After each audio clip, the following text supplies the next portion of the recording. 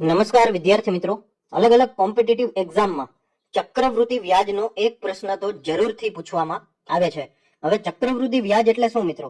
તો કે compound interest એટલે કે વ્યાજ ઉપર પણ જે વ્યાજ લાગે છે એને ચક્રવૃદ્ધિ વ્યાજ કહેવાય છે. હવે દરેક પરીક્ષા માટે ઉપયોગી બની રહેશે એટલે 5 મિનિટનો આ વિડીયો જરૂરથી જોઈ લેજો, પછી તમારો ચક્રવૃદ્ધિ વ્યાજનો એક પણ માર્ક નહીં કપાય. હવે માની લ્યો કે 2 વર્ષનું ચક્રવૃદ્ધિ વ્યાજ આપ્યું છે, તો આ એક મેજિકલ રેશિયો આપેલો છે. આ રેશિયો તમારે યાદ કરી લેવાનો થશે.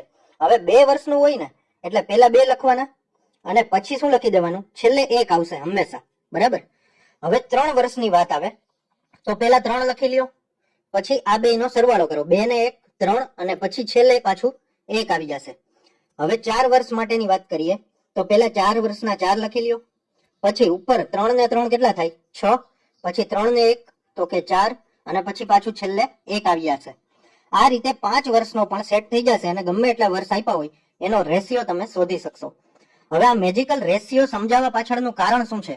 તો કે ચક્રવૃદ્ધિ વ્યાજનું 2 વર્ષની ગણતરી પૂછી હોય એટલે સીધો આ રેશિયો ઉપરથી ગણતરી થઈ જશે. 3 વર્ષની પૂછી હોય તો આ રેશિયો ઉપરથી થઈ જશે. તો હવે આપણે અલગ અલગ એક્ઝામ્પલ દ્વારા ચક્રવૃદ્ધિ વ્યાજ શોધવાની ટ્રાય કરશું. આપણે એક પણ સૂત્ર નહીં લગાડવું પડે, સીધું જ ચક્રવૃદ્ધિ વ્યાજ મળી જશે. તો હવે એક્ઝામ્પલ થી જોઈએ. અહીંયા શું કીધું છે? તો કે 1500 રૂપિયાનું 10% વાર્ષિક ચક્રવૃદ્ધિ વ્યાજે 2 વર્ષનું ચક્રવૃદ્ધિ વ્યાજ કેટલું થાય, બરાબર. હવે 2 વર્ષ કીધું એટલે સિમ્પલ આપણે એક રેશિયો યાદ રાખશું, 2:1. આપણે પહેલેથી યાદ જ છે રેશિયો. હવે 1500 ના 10% નું કીધું છે, 1500 ના 10% કરો કેટલા થશે? 1500 ગુણ્યા 10 છેદમાં 100, ડબલ 0 કટ થઈ જશે એટલે 150 આવશે. તો એ 150 આની નીચે લખી લેવાના થાય. હવે આજે 150 આવ્યા એના પાછા 10% કરો, કેમ કે 10% લેખે પૂછ્યું છે. હવે 150 જે આવી ગયા હતા એના પાછા 10% આપણે કાઢશું એટલે પાછા ડબલ 0 કટ થશે એટલે 15 આવી જશે, બરાબર. હવે આ બે જેમની નીચે મૂકી દીધા આપણે. હવે બેયનો કરી નાખો ગુણાકાર, 150 દુ 300 અને 15 એકા 15. હવે આ બેયનો સરવાળો કરો, 300 પ્લસ 15 એટલે કેટલા થઈ જશે? 315. એટલે આપણો ઓપ્શન બી સાચો થઈ જશે. એનો મતલબ શું થયો? 1500 પર 10% વાર્ષિક ચક્રવૃદ્ધિ વ્યાજે 2 વર્ષનું ચક્રવૃદ્ધિ વ્યાજ 315 થશે. હવે આપણે આમાં સિમ્પલ કાંઈ નથી કર્યું, 2:1 2 વર્ષનું પૂછ્યું હતું એટલે 2:1 લખી લીધું અને 1500 નું 10% એ પૂછ્યું હતું એટલે 150 આવ્યા, પાછા એના 10% કાઢ્યા એટલે 15 આવ્યા. 2 અને 1 આરે ગુણી દીધા અને છેલ્લે સરવાળો કરી નાખ્યો. હજી વધારે સમજણ માટે આપણે હજી એક એક્ઝામ્પલ જોઈશું. હવે અહીંયા શું કીધું છે? 5000 પર 20% વાર્ષિક ચક્રવૃદ્ધિ વ્યાજે 2 વર્ષનું વાર્ષિક ચક્રવૃદ્ધિ વ્યાજ કેટલું થશે, બરાબર. તો હવે આપણે વ્યાજ શોધવાનું છે અને પછી રકમ કેટલી થઈ જશે, એટલે કે રકમમાં વ્યાજ ઉમેરશું એટલે આપણને કેટલું થઈ જશે રકમ એ મળી જશે. એટલે હવે 2 વર્ષનું છે એટલે આપણે સિમ્પલ 2:1 નો રેશિયો છે. 5000 પર 20% એ કીધું હતું એટલે 5000 ના 20% કાઢી લ્યો પેલા. હવે ડબલ 0 કટ, ડબલ 0 કટ, 500 દુ 1000 થઈ ગયા.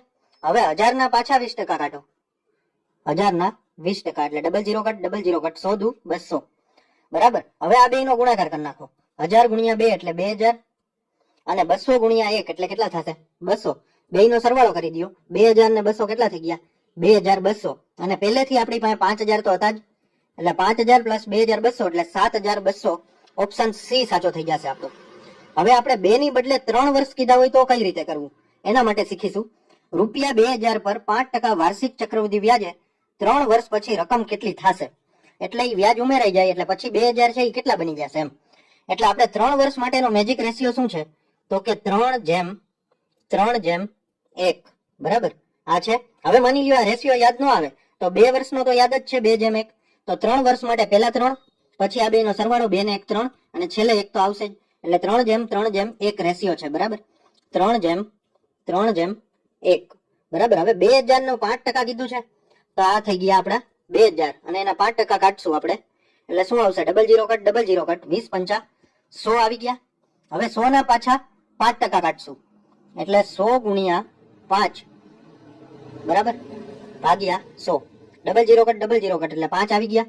હવે 5 ના પાછા આપણે 5% કાઢશું એટલે 5 ગુણ્યા 5 ના છેદમાં 100, પચું 25 અને ભાગ્યા 100 એટલે 0.25 થઈ જશે. હવે આ બધાનો ગુણાકાર કરી દેશું, કેટલો થશે? 100 તેરી 300, 5 તેરી 15 અને 0.25 એકા 0.25, બરાબર.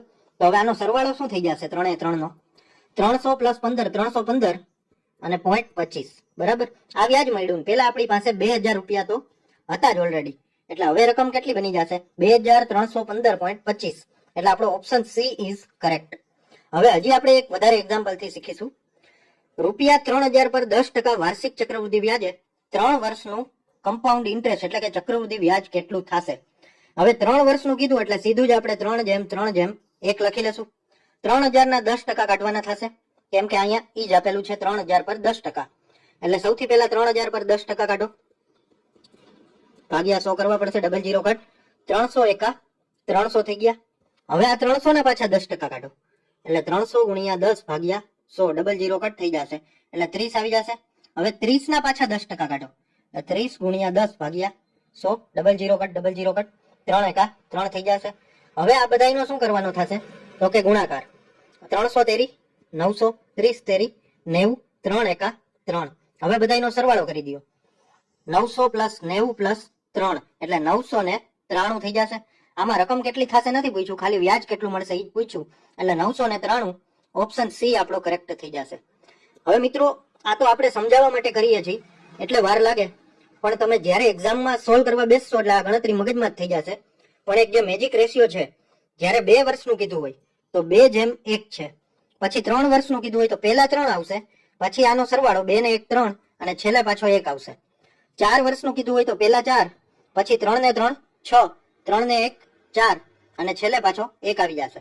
5 વર્ષનું કીધું હોય તો પહેલા 5 ના 5 એમને, 6 ને 4 10, 6 ને 4 10, 4 ને 1 5 અને છેલ્લે 1 એમને આવી જશે. આ રીતે તમે ચક્રવૃદ્ધિ વ્યાજ શોધી શકશો.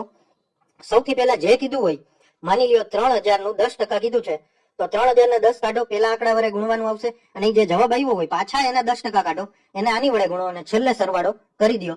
એટલે એક પણ સૂત્ર યાદ રાખવાની જરૂર નથી. ચક્રવૃદ્ધિ વ્યાજ ઇઝીલી એમનેમ જ આ રેશિયો થી મળી જશે. હવે મિત્રો આ વિડીયો જોવાથી તમારા નોલેજમાં વધારો થયો હોય તો વિડીયોને એક લાઈક જરૂરથી આપી દેજો, અને મેથ્સના બીજા કયા ચેપ્ટર વિશે તમે ભણવા માંગો છો એ કમેન્ટ કરી અને જણાવી દેજો. તમારા મિત્રો કોઈ તૈયારી કરતા હોય તો એના વિડીયો અચૂકથી શેર કરી દેજો, અને ચેનલમાં નવા હોય તો ચેનલને સબસ્ક્રાઇબ કરી લેજો અને બેલ આઇકન પણ દબાવી દેજો, જેથી કરીને આવનારા એક પણ વિડીયો આપનાથી મિસ ન થઈ જાય. ધન્યવાદ.